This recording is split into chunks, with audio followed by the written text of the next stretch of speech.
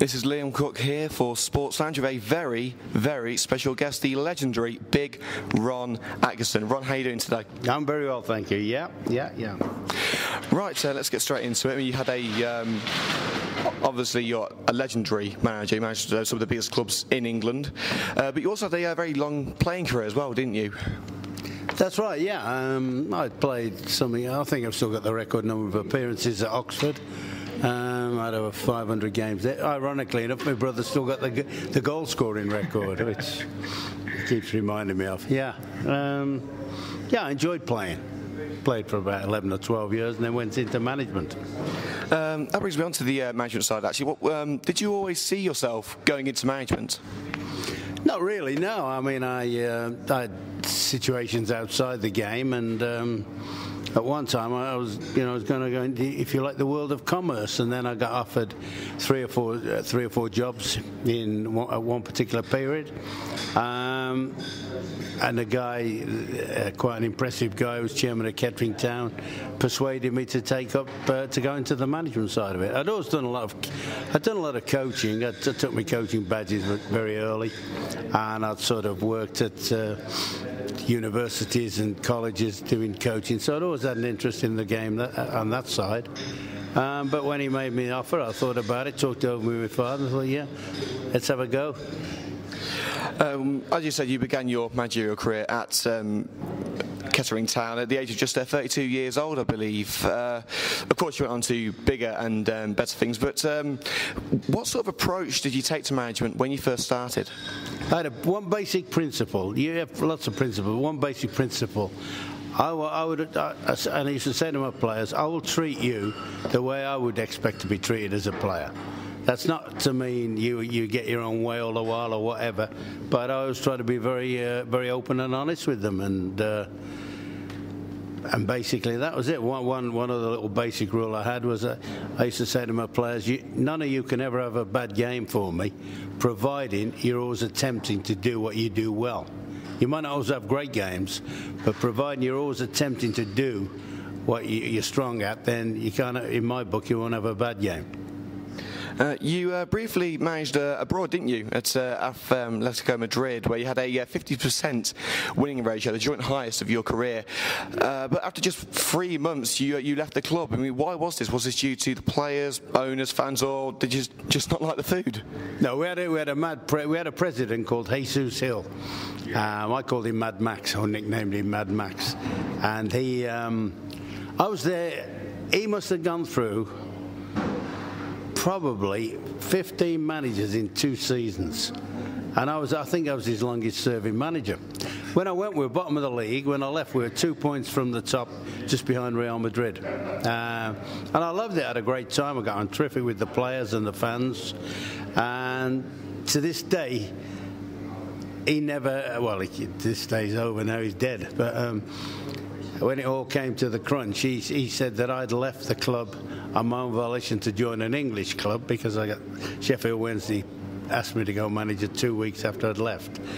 It was quite funny at the end. Nobody officially told me I wasn't required. It was ever so weird how it happened. And I was always going to go back to Spain. I had a couple of offers from Sevilla and Valencia. But I came back, got sort of involved at Sheffield, and therefore, I never ever went back, although I'd always decided I was going to. Well, you did come back to your home country, back to England, with Sheffield Wednesday. You won the League Cup back in 1991 by beating your old team, Manchester United. Then it was off to Aston Villa before joining the legendary Sky Blues, Coventry City. Given the enormous rivalry between the two sides, which still exists to this day, was there ever a moment where you hesitated over your move to Coventry? No, because it's funny because at Villa, you never regarded Coventry as bitter rivals.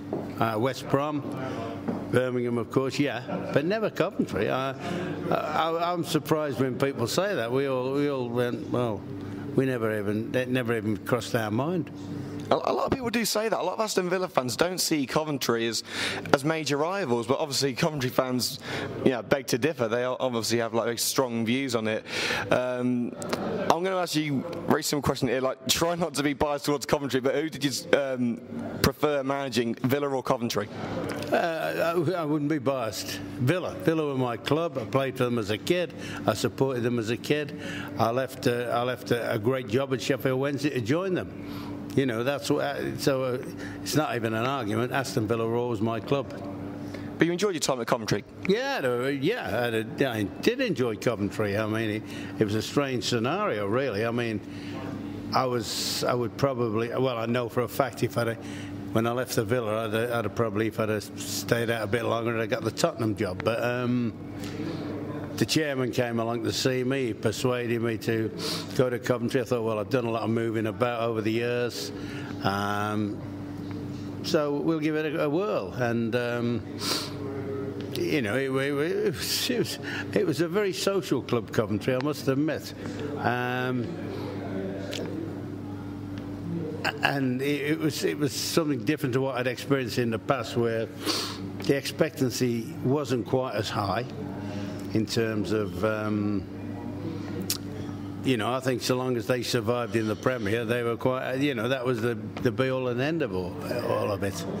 And which we did. The season and a half I was there, first year we stayed up. Second year we stayed up as well in the second year. But sort of weird and wonderful things seemed to be happening at the club.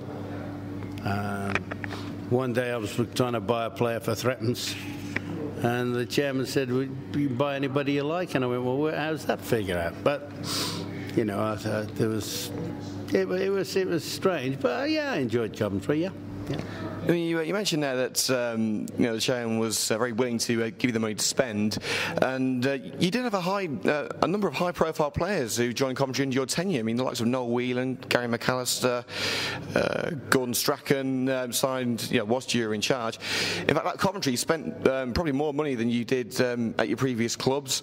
Why do you think things didn't work out better than they did? I mean, with signings like that, shouldn't Coventry have been challenging for the top half of the table?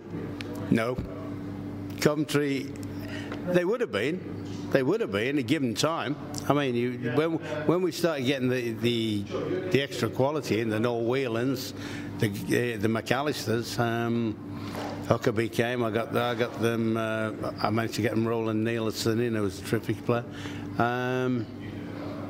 I think we definitely need a bit more time to get those players bedded down. McAllister came, and unfortunately, shortly after joining the club, he had quite a long injury to put him out of the game for a while.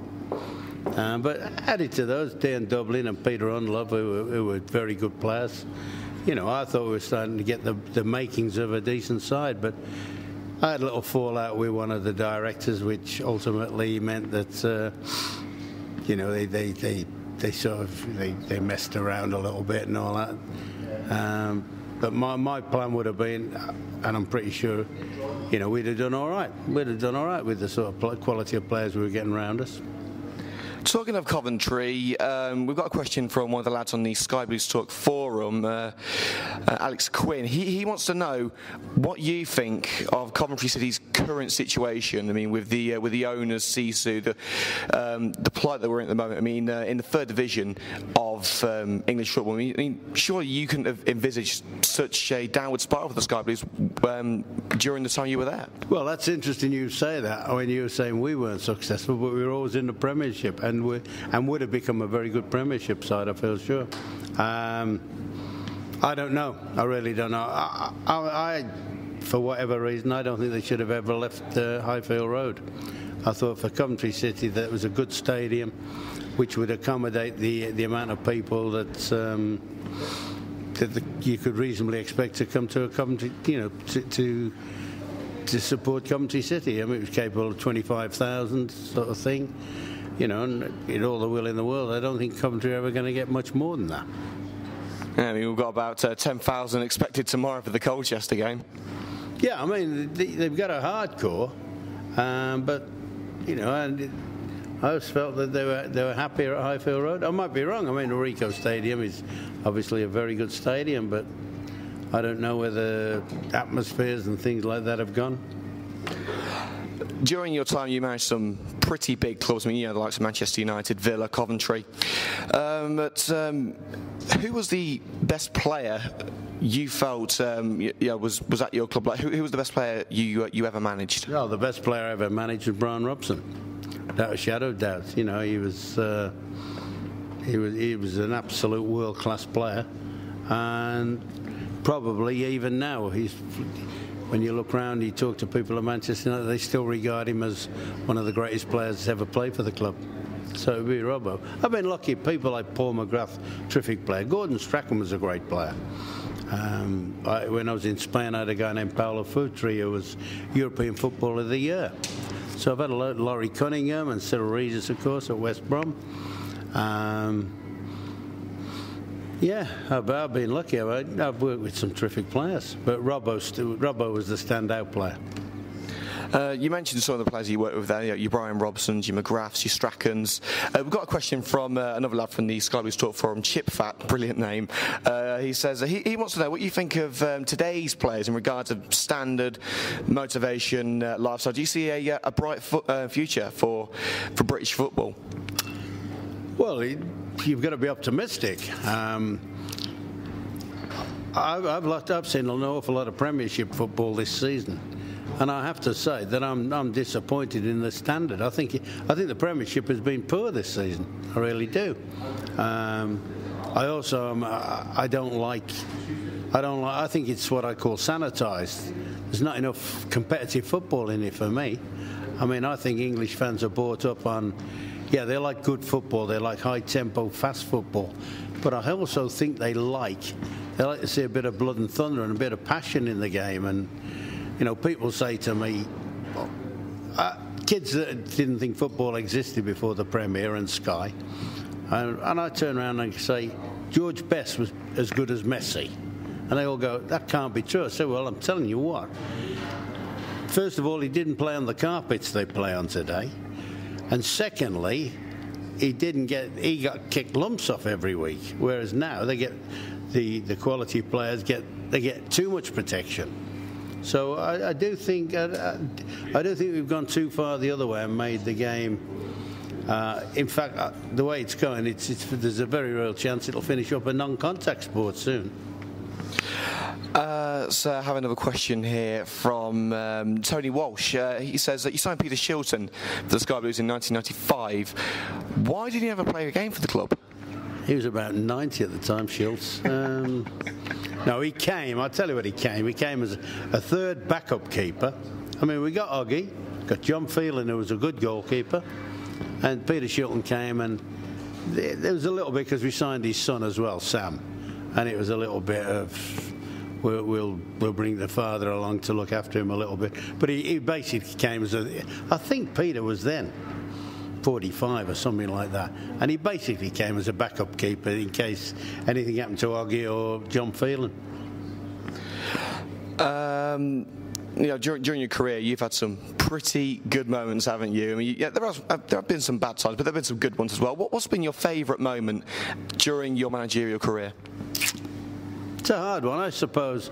I mean, I've been at Wembley. I've won about 6 times at Wembley, so I suppose one of those would be, any time you go to Wembley. I mean, I was a great believer, and I still am, in the FA Cup, because I was brought up on it, and I believe it was a great, glamorous competition.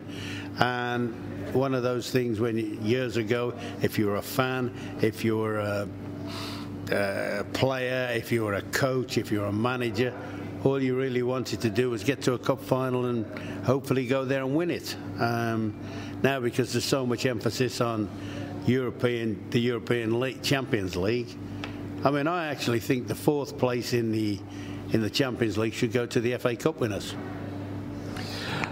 One final question from the forum, Sky Blues Talk forum. This one comes from Sky Blue Tony 176. You were briefly director of football at Kettering in 2007. You went back to the club where it all began for you in terms of management-wise. Tony wants to know, what does a director of football do? What is their job role? What does it include? Done properly, it can be very effective. Done properly. We still haven't grasped in this country how it should work. For me, it works because more and more, there's such a load on the manager these days that more managers now, particularly in the Premier, are more coaches than managers. You know, and their responsibility is to select and, if you like, select the team, coach the team, and whatever. Now, a director of football would be, and there should be no division between them. The manager should always have the last say on whoever plays in the team and whatever senior players come to the club. The director of football is the liaison, in my book, is the liaison between the manager and the board of directors, or the owners, as they tend to be these days. And done properly, it can be very, very effective. One final question. That infamous day back in the late 90s, the first game for Nottingham Forest, that infamous moment where you sat in the wrong dugout. A lot of people have been asking me about this. How did it happen? Well, what happened? I was in Barbados the night before. I got a phone call to come and take over at Nottingham Forest, and I said, "Well, I'm not due home for 2 or 3 days." And the chief executive was ringing me and said, "Look, Ron, you know, we got Arsenal. Can you get back?" So I flew back overnight from Barbados. Driver picked me up. I went to the City ground. Now, there is another story, but it's quite a long story, where the only dugout that used to be at Nottingham Forest when Cloughy was there was on the halfway line. There was only one. The visitors used to sit. You might as well have sat in the Trent and watched the game. He had you in. So I'd only ever been used to that. Now, when I walked down, I saw a dugout and I got in it. And it wasn't until I saw Thierry Henry and Patrick Vieira and Dennis Bergkamp that I thought, are we bottom of the league with them in the team? Yeah. Ron, it's been an absolute pleasure. Thank you so much. Yeah, good lad. Cheers.